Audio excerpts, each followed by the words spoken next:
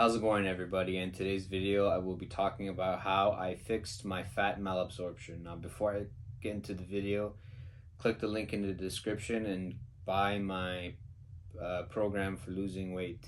Basically, to give you background about myself, every time I would eat food that was high in protein and high in saturated fat, immediately the fat would go right through me. I would have to go to the washroom, and my stool was very watery.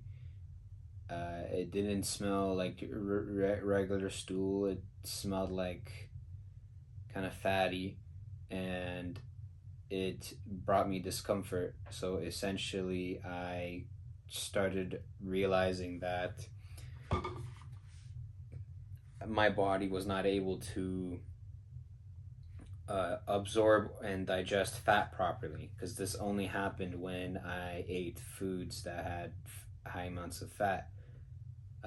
Since I was trying to do the keto diet. So this went on for a very long time, and it made it very hard for me to lose weight with the keto diet. So because every time I would try, I would get diarrhea, and it would be an endless cycle. Fasting is what I did to fix the problem. So I would try losing weight with the keto diet. I would make food that was high in fat and saturated fat. The saturated fat hurt my stomach.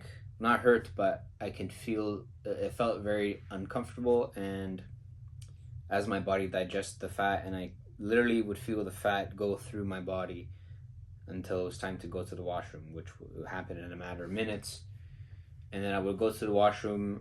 I had a very uncomfortable time going to the washroom. My stool was very watery, not a good time. And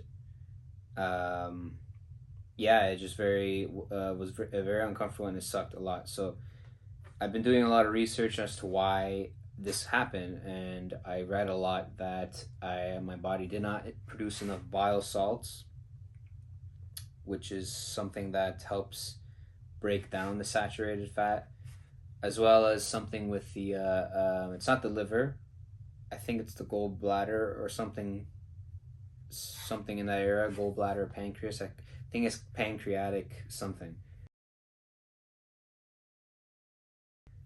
But basically, one of the organs was not doing its job, which made it hard to digest the fat. Another thing is due to my poor diet in the past, and constantly consuming alcohol and stuff that kills the gut microbiome. I'm pretty sure my gut didn't have the proper bacteria to digest this as well. So I did a lot of research and saw all these things to do. So it wasn't until I decided to fast for an entire week. I lasted actually a week and 2 days, and I did it for multiple reasons. A week fast was to cleanse myself spiritually and my body, clear my mind, help with habits and stuff like that, because that's what fasting does, helps you in those areas. So I did that, and through the first couple of days, I just stuck to water and coffee. And then after that, I started taking supplements like probiotics and bile salts. And also, I got apple cider vinegar, like the most organic, purest one. And I would have that, like a bit of it mixed with water, or however you're supposed to do it. And I would do that to help rebuild the bacteria in my gut, to help whichever organ it was that's in charge of the bile salts, to help produce the bile salts. And then once I broke my fast, I noticed that I had a way better time digesting not only saturated fats, but like pretty much everything that I ate, because prior to this fast, when I would eat something that wasn't high in fat and saturated fat, like junk food or like pasta or whatever, like I had okay stools, like they seemed okay. But after this fast, it was like the most healthiest stool I would have. And yeah, so that's what helped me with my I guess my fat malabsorption. I kind of did a reset, or took a break from my stomach and help it reset itself. So even now to this day, like I haven't been consistent with keeping up with a good diet, but I do notice that when I do have a meal that's high in fat and protein, I don't get that same feeling. I do notice a little bit. I do have that watery stool, but it rarely happens now. So yeah, like I feel good knowing that, let's say I have a healthy keto meal, and I feel good knowing that my body is actually being able to absorb it and use the nutrients from it, especially the saturated fat. And yeah, so that's pretty much my issue was fat malabsorption. And when I was looking up this, like I went through so many videos. I saw one that was about SIBO or something, like something about like with the intestine tract, like an infection in the intestine tract or something like that. That could have been an issue. Uh, who knows? But me personally, I grew when I was growing up. I didn't really have a diet consisting of high proteins and fat. Unfortunately, my family would give me foods that were starchy, high in carbs, high in other stuff that's not like high saturated, high fats. I wish it was more whole foods and high fat, high protein foods, but it is what it is. And then when I got into my young adult, uh, whatever part of my life, I did start consuming a lot of alcohol, which does screw up your gut, because that's what alcohol does. It'll kill the good and bad bacteria in your stomach. So that definitely, affected me. It's the same with people who are lactose intolerant. I haven't done too much research in this, but I know things like kefir and fermented foods help with lactose intolerance, and as well fasting helps with that too. And so yeah, with the probiotics I was taking, not I'm mentioning kefir.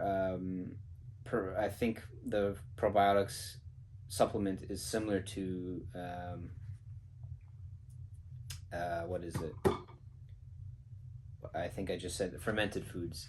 Fermented foods, and it has, well, yes, because fermented foods has the probiotics. So the supplements is just the probiotics without the foods. But yeah, and yeah, I guess now that I think about it, yeah, I did mention the apple cider vinegar thing too with the water, and that really helps with the gut.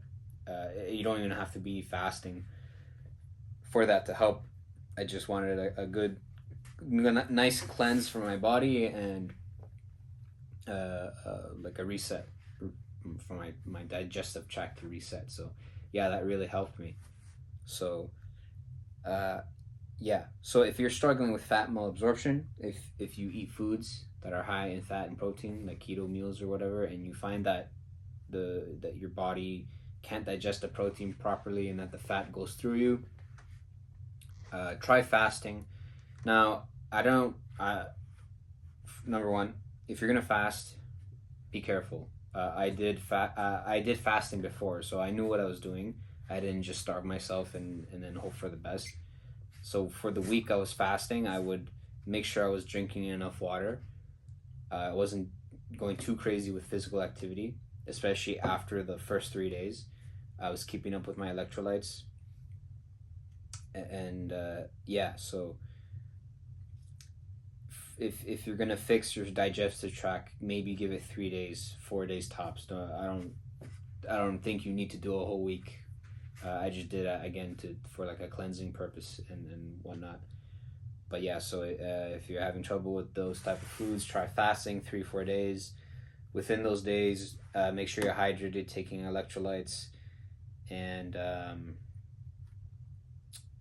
keeping up with the supplements, probiotics, biosalts, and fermented foods, and then break the fast. To break it, I didn't do it this way because I was in a I didn't have access to these foods at the time.